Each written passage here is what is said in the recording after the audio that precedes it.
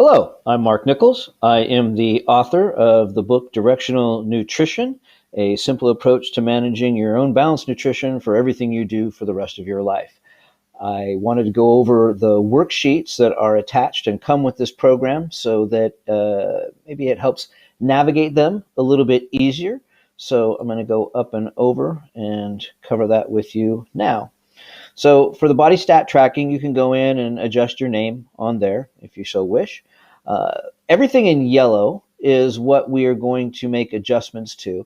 I recommend starting first and foremost, once you get your stats done, to come over to J over here and put in your current weight. I currently have the weight of 200 pounds at 30% body fat, which would equal 60 pounds of total fat and 140 pounds of lean body mass.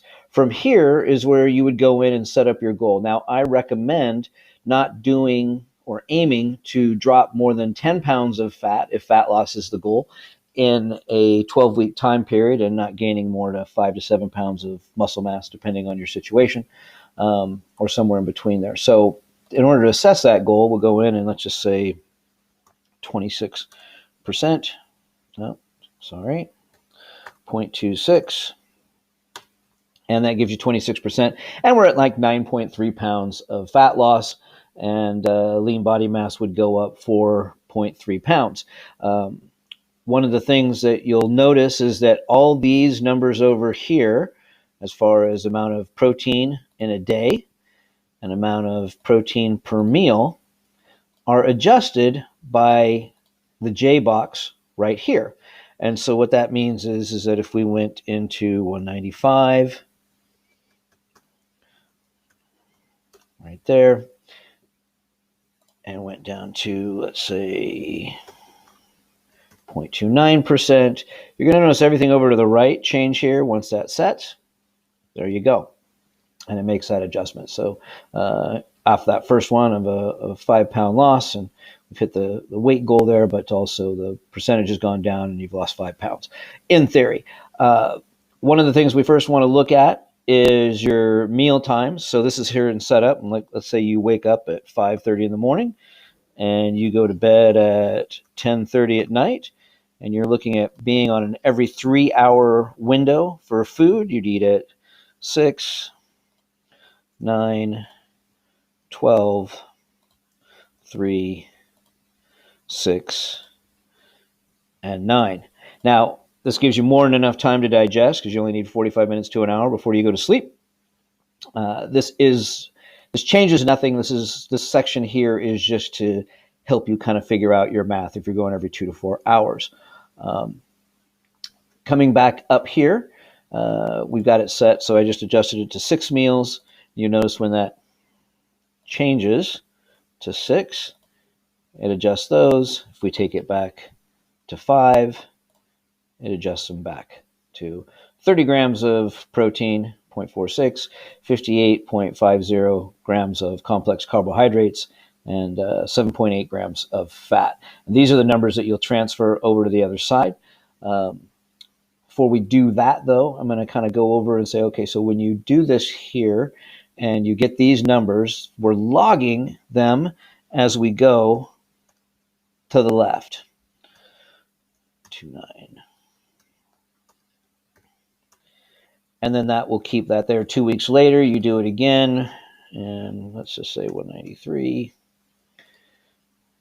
at 5. And it'll show you, what the loss was from the last time, so you can kind of check that. Down below that is neck, chest, delts, upper arm, so forth. These are circumference measurements. You can do those in inches or, whatever rate of measurement you desire. Over here, we want to put in the age. This is for your heart rate. And so let's say you're 30 years old, and let's say your resting heart rate is 60. You'll notice that it changes all these numbers for your target heart rate, fat burning cardio, or anaerobic conditioning as you go. 70% being typically ideal is a good starting point for fat burning in a glucose deficit.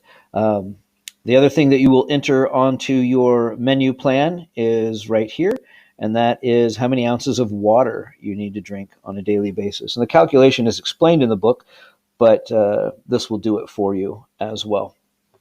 Down below that, you have a biweekly percentage of compliance, or bi-monthly percentage of compliance. And so what you want to do there is put in basically your own grade as to what you did. If you were 100% compliant, you ate all your meals, you got everything, you put 100. If it was 80, I mean, you can make that assessment. It's really just for you to have a little bit of a memory as to why things went the way they did and assess as you go along. You can also keep track of the amount of protein, complex carbohydrates, fiber from your nutrition plan, fat, sodium, water, so that you know what you did and why the results above were what they were or how it contributed. If you go down into the ratio here, I like to keep a log of this as well. Let's just say, for sake of argument, and that's these numbers up over to the upper right in the ratio section. Let's just say, for sake of argument, that we don't want to start out at 1.1. That's too much protein for us to begin with in our current situation. So we're going to start out with 0.8. And again, when you hit enter, you'll see how it makes all those adjustments over there. So from here, what you'd want to do is take these numbers here, the 22.15, the 58.5, and the 7.8, and transfer them over to your nutrition plan. And so we're going to do that now.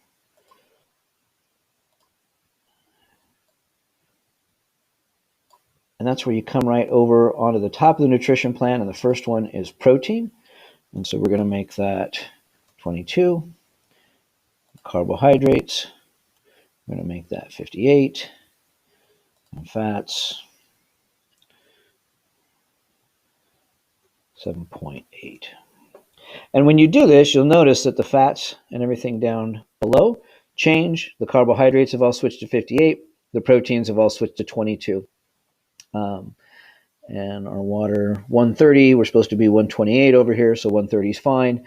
The other thing you would change on this would be the date, and then you can save that so that have record as to what you're currently doing, if you want to print it off or just have it as an access for you as you travel around on your phone or computer.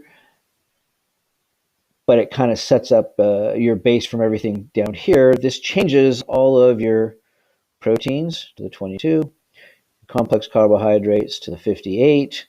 It's going to adjust the fructose as necessary if you were to use that as a pre-workout. It also lists all your fat as to how it's outlined down below there. Sodium, you would make adjustments to that if you need to, typically just taking away or adding. So let's say that, like a good case in here, with the egg whites and everything, this is a little bit high. 618 might be a little bit high, although it puts us right at 17 by the time the end of the day is. We want to be around 15, and you'll get that in the book if you haven't already. But let's just say you wanted to end that. You could just drop that there. The numbers will go to 0, and it would reduce it down. You're still at 16. It's fine.